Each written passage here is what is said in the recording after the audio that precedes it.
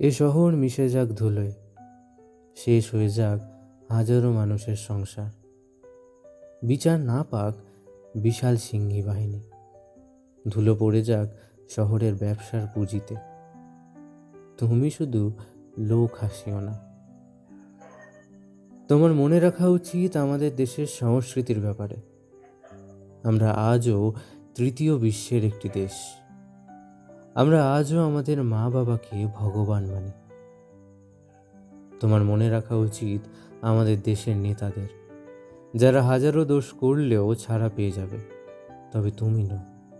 তারা শিক্ষা নিয়ে খেলবে, সংস্কৃতি নিয়ে খেলবে, তবে তুমি নও।